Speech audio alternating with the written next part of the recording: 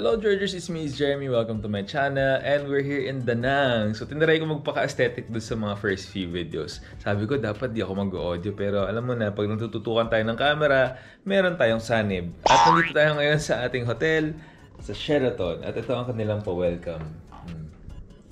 Medyo malayo ito sa Kabihasnan pero worth it, ang ganda. Ayan, ito yung kama natin, king size. Oh. Ito yung banyo. Ganda ng banyo, grabe. Full, mirror. Ganda. Anyway, ayan. Hello! Fairness. Anong masasabi mo? Maganda siya. Ano sila pa cornic? Yung cornic nila parang glaze. So, may hopya. Ito yung Dragon Bridge, oh. No? So, meaning, atin na to. Iuwi na natin to. Meron ka na agad keepsake. Meron ka na agad remembrance. Ito kasi ito eh. Food focus tong vlog eh. Ano masasabi mo? Ang tagal niya mag-review? Ano ba? Ang tagal mo mag-review? Parang hindi ko mahuli yung lasa. Anong lasa? Munggo? Winter melon? Parang may Patatas? Parang sweet potato kamote? mabaho. Durian siya. Durian hopya. Kasi, tanyag ang durian dito eh. Parang sa Davao. Ayan. So, food focus tayo. Ang episode na to ay tatawagin nating Lafang sa Da Nang.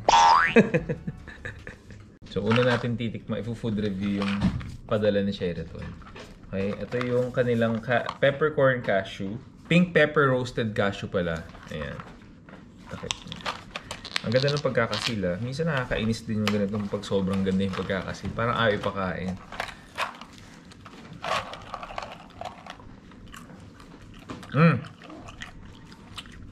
Lasa mo yung pink. Pink pepper. Hindi ganun katapang yung pagka-pepper. Medyo mild lang. Ang lutong pa rin ng mani. Kasi iba pag kino-coat ng something, parang lumalambot. Lalo siya lumutong. Ito, hulaan nyo. Chocolate hindi. Ito na. It's chocolate. Ito, hulaan nyo. Chocolate hindi.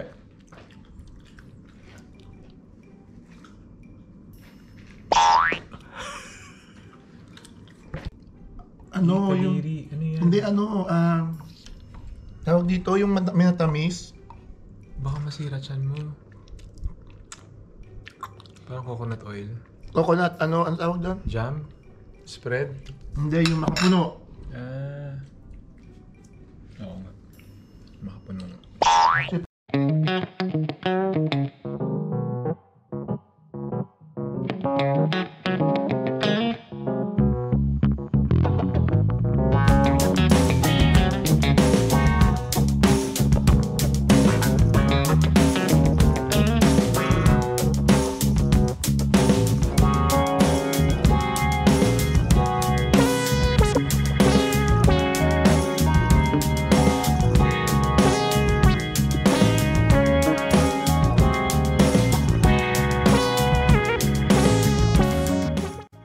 Ayan, so medyo maingay sa loob kaya hindi ako masyado makapag-comment sa pagkain. Pero all in all, isahan na lang.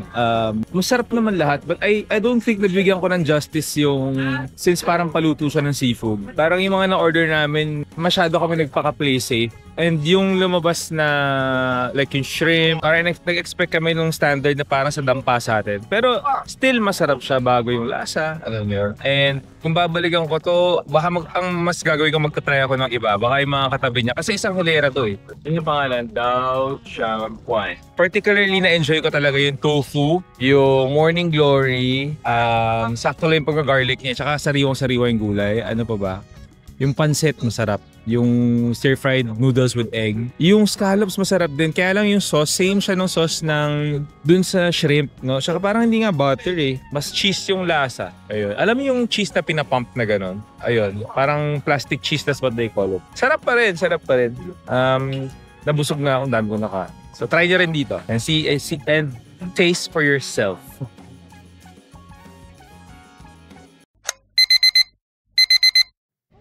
So, I ordered sweet potato fries. Day 2 na natin dito and sa hotel mo na kakain. Yung sweet potato fries nila is drenched with the local spices dito sa Da Nang. Parang French fries. Sarap. Sarap. Pancake. Parang savory na kamote yun. Dami yung dating.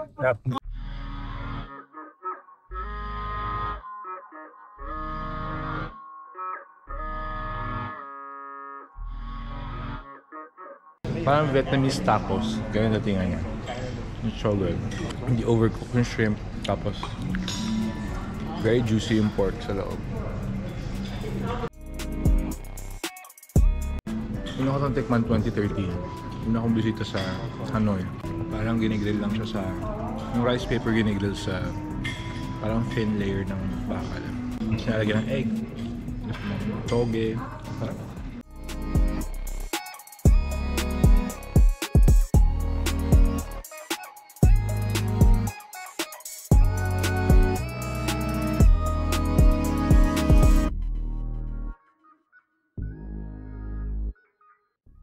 So next, we'll review the coconut coffee of Hyatt Regency.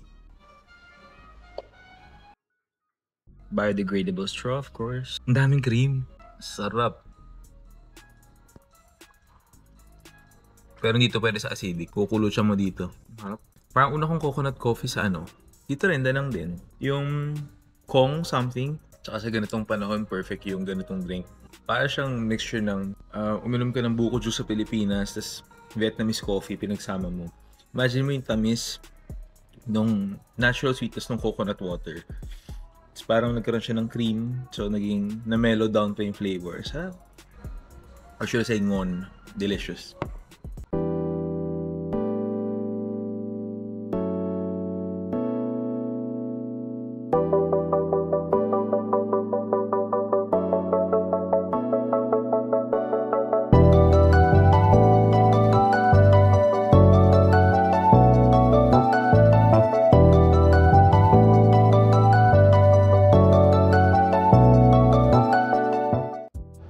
So all in all, Georges and Gerbes, masarap po dito sa Bepcon.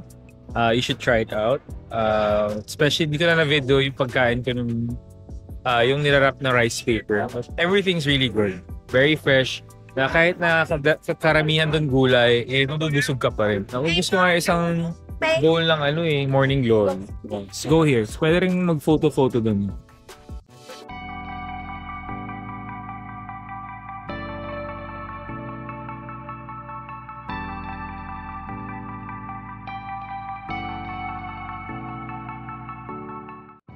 Try natin yung banh mi. Nakalagay siya sa parang baguette. Since alam mo naman na occupied sila ng mga French. Andun lahat yung flavors Para mayroong liver spread nilagay. Thank you very much. Fresh flavor from the cilantro, from the cucumber. May crunch din from the cucumber. Tapos yung pork. Nakakatuwa kasi for an Asian country. Kasi iba usually pag travel ka, ayaw nila ng pork. Dito mahilig sila sa pork talaga. So we're here in Hoi An, or should I say I'm back here in Hoi An. And it's a good feeling kasi nakakatuwa makikita ko ulit yung mga iba't ibang mga cafes na nandito. And makikita hopefully abutan natin yung mga floating lights sa gabi.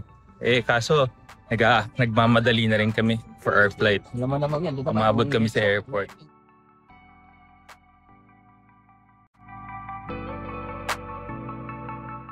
Nakakatuwa rin na abutan ko siya ng daytime kasi last time parang gabi na kami dumating dito, di ba? Sakto for dinner. Ano yung order mo? Parang halo-halo na matabang. Ano yung laman? Panay beans, lahat ng klaseng beans. Pati si Jack and the Beanstalk nandito. Galing. Lahat na lang ng beans. Ano pang beans? Mr. Beans. Yan.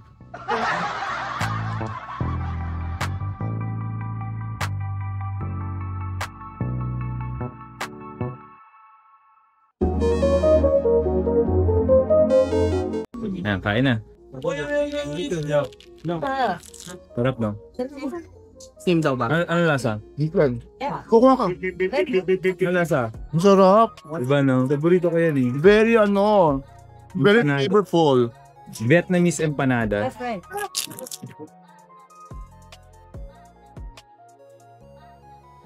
So sabi nung guide namin, sikat daw itong bilihan ng tea na to dito sa Hoi An. Hindi naman napuntahan last time but Thank God kasama namin sila. It's called Antay.